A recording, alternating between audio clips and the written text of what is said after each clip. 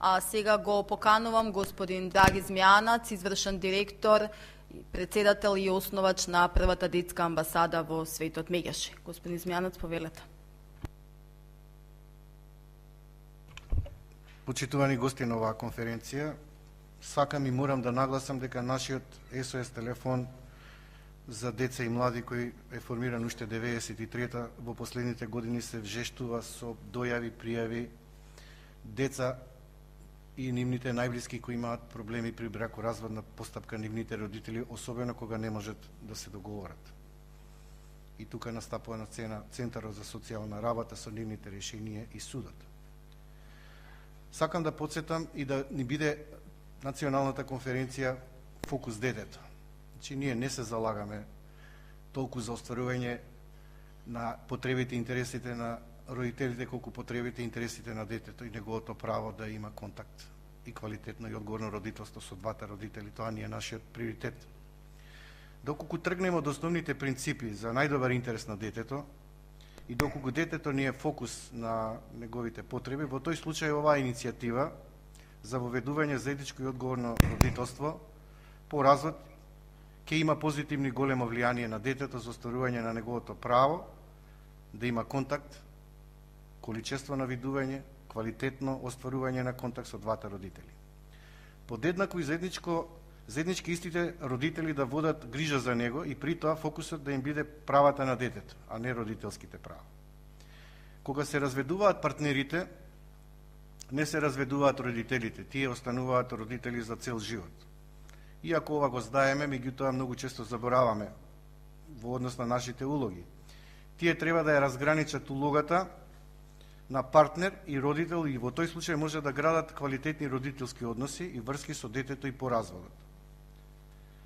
Нефункционалното родителство најчесто е резултат на нарушени партнерски односи и кога ќе се разграничат овие две улоги и одвојат, имаме можност да очекуваме квалитетно и одговорно родителство и по развод. Даваме поддршка на оваа граѓанска иницијатива во насока на креирање законска основа, која ќе даде можност двајцата родители да имаат заедничко родителство на децата доколку ги исполнуваат условите и критериумите за одговорно родителство.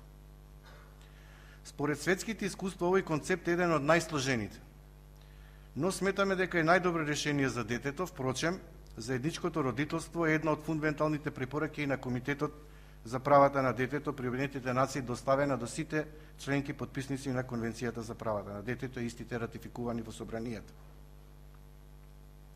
Надлежниот суд и стручниот тим на центрите за социјална работа при оцената за доверување на детето за чување, згрижување и воспитување треба да тргнат од позицијата дека двајцата родители треба заедно и непосредно да го вршат родителското право, односно стартната позиција за можност за заедничко одговорно родителство да биде рамноправна и подеднаква, не дискриминирачка.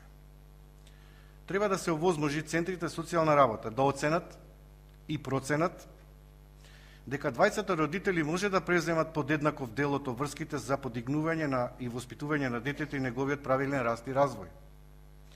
На овој начин двајцата родители ќе имаат исти права и обврски кон детето во неговиот правилен раст и развој, како и при донесување на одлуки за детето, односно ќе практикуваат одговорно и квалитетно родителство и по развод со еднакво количество на видување. Доколку при вакви стартни позиции стручните тимови за центрите за социјална работа во согласност со однапред утврдени критериуми за овозможување на стартните позиции утврдат дека двајцата родители може да му понудат на детето квалитетно родителство, тогаш заедничкото и одговорно родителство треба да биде поидовна основа. Но мора да нагласам дека заедничкото родителство во иднина треба да биде предмет на континуиран мониторинг, следење и надзор од страна на стручните служби и преиспитување, односно следење на двајцата родители во остварување на нивните права и обврски во одреден временски период.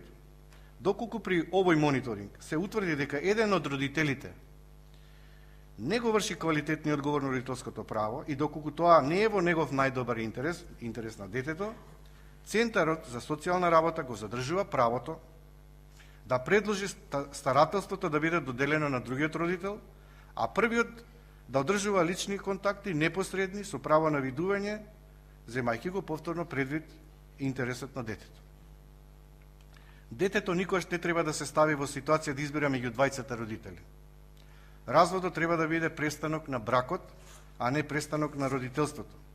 За детето е важно да се знае дека двајцата родители донеле одлука за развод и дека тоа не е виновно за ситуацијата во која се нашла. Со оглед на тоа што ова состојба носи доста прашања за детето, на децата треба на прифатлив начин за нивната возраст и зрелост да им се представи ситуацијата, нивните потреби да се стават во преден план, а не потребите на родителите кои се, односно партнерите кои се разведуваат. Тоа да биде фокус и секогаш да се посветува внимание на емоциите на детето. Согласноста за заедничко вршење на родителското право, со која родителите на детето се согласуваат дека родителските права и обврски ќе ги обавуваат заеднички и со меѓусебно договарање, меѓу другото подразбира и утврдување на живеалиште на детето, затоа што во психолошка смисла на зборот, детето е особено важно да знае каде му е домот. Овој модел подразбира и заекнување на квалитетна комуникација меѓу родителите со цел да се намали и да се спречи травматично чувство кај децата поради разделбата на разведените родители, односно партнери. Да не дозволиме да има отуѓување на детето од било кој родител. Отуѓувањето на децата од едниот родител по бракоразводната постапка ги нарушува балансираните контакти што ги имале децата во текот на бракот со своите родители. Таа треба да се гради и овозможи и кога партнерите се разведуваат, но родителството и грижата за детето уште повеќе се зацврстува. Оваа конференција треба да ни помогне да го имаме пред се детето, неговата личност и тоа да ни биде фокусот кога ќе дискутираме за заедничко и одговорно родителство по развод. Благодарам.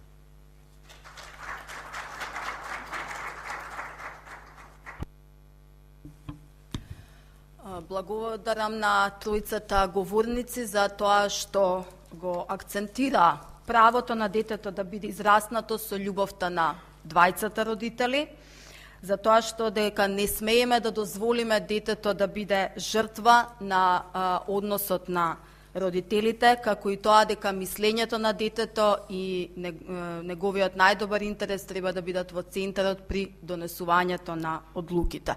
Јас уште тука би додала и индивидуалниот пристап во работата со децата и носењето на одлуките, затоа што секое дете е личност сама за себе и токму и така треба сите ние кои сакаме да им помогнеме на децата да израснат во возрастни, одговорни и квалитетни личности, токму и така да настапуваме, да ги третираме како личности со согласно нивните потенцијали и способности кои што ги носат во себе.